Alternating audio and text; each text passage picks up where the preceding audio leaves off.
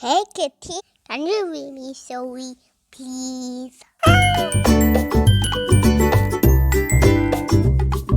I'm all set to read the story. Are you ready? Let's read the story The Lion Inside by Rachel Bright and Jim Field. Friends, what do you think this story is about? Is it about a lion or a teeny weeny mouse? Let's read and find out. In a dry, dusty place where the sand sparkled gold stood a mighty flat rock, all craggy and old. And under that rock, in a tiny full house, lived the littlest, quietest, meekest brown mouse. He was so very tiny, so incredibly small, that nobody noticed him ever at all. Hello!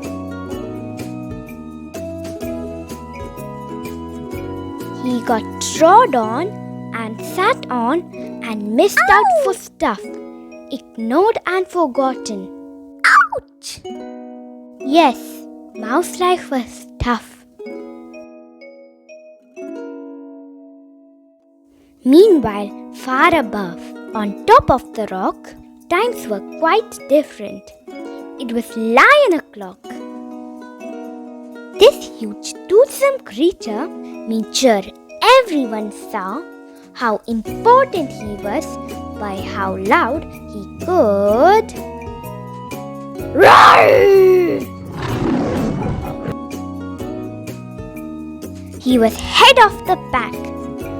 He was shouty and tough. He loved showing the crowd he was made of strong stuff. Yes, all were impressed by this mighty king cat. If only, thought Mouse, I could be more like that. Then, late one dark night, in his Minnie Mouse bed, the cleverest thought popped into his head. He jumped from the covers and held up a paw. I have got it, he said. What I need is a roar.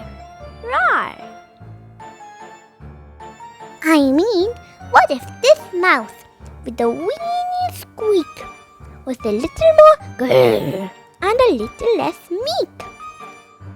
Well, he would still be the smallest of fussy brown mice, but he would make friends and join in, and life would be nice. Yes, thought Mouse, I must find out how. I will learn how to roar, and I will learn it now. But gulp, oh my gosh, there was only one beast who could teach him this thing, but might make him a feast. It was time to be strong. Take a chance. After all, forever was such a long time to feel small.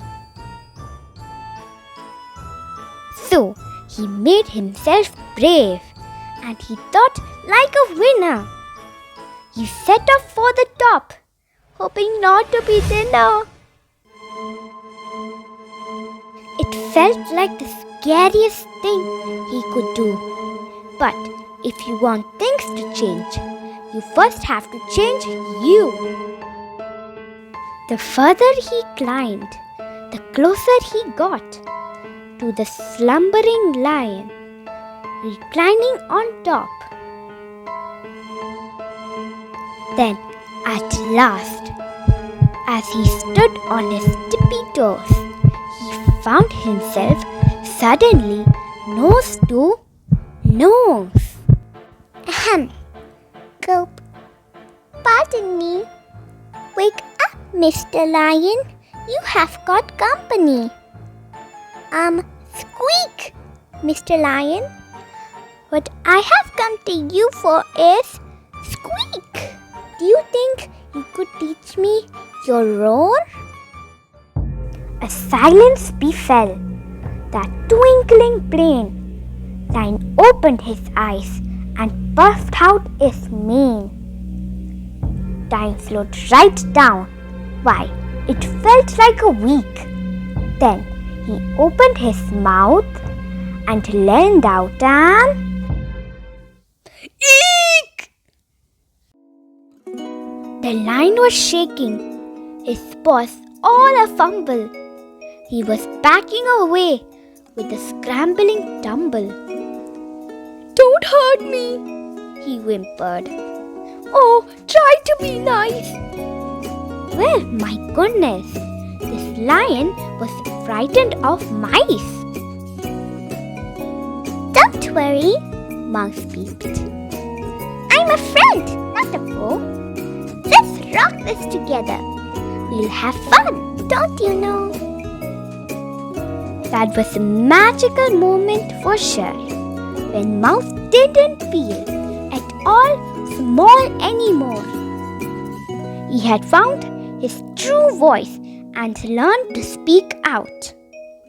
And for that, you don't need to roar or to shout. And from that day and always, the two were a pair. They both liked that rock better, now that rock was to share. The mouse, while still little, felt big in his head. And lion, he still roared, but with laughter instead. Yes, that day they both learned that no matter your size, we all have a mouse and a lion inside. The end. Friends, being little isn't always easy, but when Mouse sets off on a journey to find his roar, he discovers that even the smallest creature can have the heart of a lion. Did you enjoy the story? Then don't forget to hit the like button. Bye! See you next time with another book.